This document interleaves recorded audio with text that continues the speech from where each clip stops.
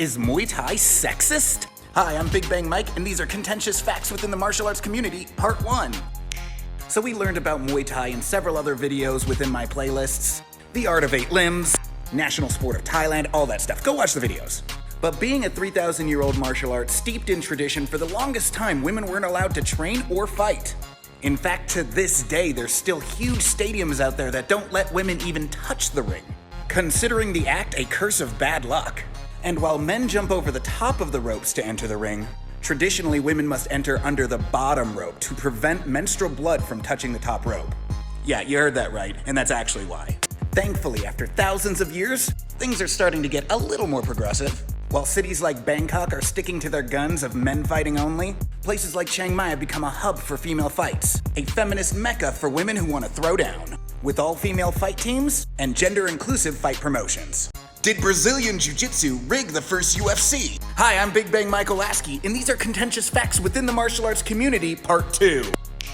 You know the UFC.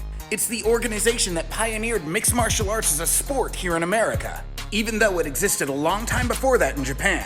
But many young bucks don't know that the first UFC was a competition between styles, pitting karate guys against sumo wrestlers, wrestlers against boxers. And its first winner, Royce Gracie, is cemented in history as being the first Ultimate Fighter and putting Brazilian Jiu-Jitsu on the map. But did you know that the Gracie family actually owned the UFC and hand-selected all of the fighters and the matchups? Early UFC color commentator Bill Superfoot Wallace, a legend in his own right, recounts being spoon-fed things he had to say about Brazilian Jiu-Jitsu lest he not get paid. It is suspicious that there were a lot of real MMA fighters around at the time that didn't get invites to compete as the Ultimate Fighter.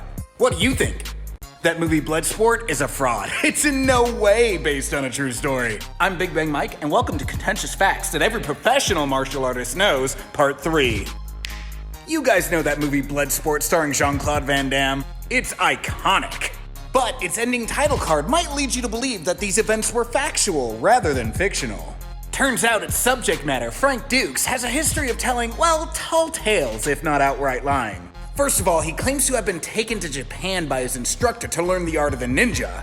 And as we learned in past videos, the idea of a real school of ninjutsu doesn't exist. The only person that could corroborate the existence of said kumite to writer Sheldon Lettich was Richard Bender, Frank Dukes' own student, who later said he lied.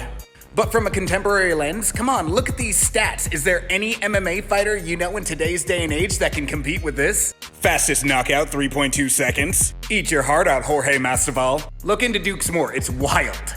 Turns out Jackie Chan had a stuntman. I'm Big Bang Michael Lasky. Welcome to Contentious Martial Arts Facts That You Might Not Know, Part 4. We all know Jackie Chan. Legendary martial arts performer, honorary Oscar winner, he made his career off complex martial arts scenes and having no stuntman. But that's not entirely true. You see, early in his Chinese career, his budget didn't really allot for stuntmen, so he did do a lot of the stunts and fight scenes himself. However, once his career moved to America, our production companies weren't having it. In America, insurance companies aren't going to insure a film whose lead actor might die, so stuntmen are non-negotiable. Meet Andy Chang, long-term member of Jackie Chan's stunt team, and yes, Jackie Chan's stunt double. Now there is some contention within the movie community of actors saying that they do their own stunts, because you're essentially saying that someone's job doesn't exist, for the betterment of your own ego and image. Things turned out okay for Andy though. He choreographed Shang-Chi. Most martial arts schools aren't even run by martial artists. I'm Big Bang Mike, and this is the series finale of Contentious Martial Arts Facts. This is part 5. And guys, this one can get me into trouble. When we think of martial arts, I think it's fair to say that we have a very romanticized view of that process. An age-old tradition, led by an impassioned instructor, with a clear-cut philosophy on how to train and pass that knowledge on to the next generation. However, since martial arts broke into the mainstreams in about the 1970s, enterprising minds have now taken control. In today's day and age, a lot of martial arts schools can be thought of a lot like the fast food industry.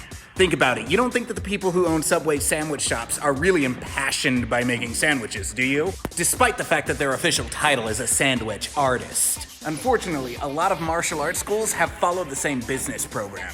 There are literally companies out there that will teach you how to become a successful martial arts school without ever setting foot in a martial arts program yourself. You don't even have to create a program. Most martial arts programs, especially kids' martial arts programs, are store-bought, with literally levels of enrollment packages. Seriously, pause it and take a gander. Like, I understand that everybody needs help and inspiration, but if you can't create your own program, what are you doing teaching martial arts? Now, a lot of proponents of the franchisation of martial arts will make the case that these programs allow martial artists to focus more on teaching martial arts than running the business of martial arts. And you know what? To a point, I understand that argument, but I don't think we see that in practice. What we actually see is people who have no business teaching martial arts because they know it can make them money.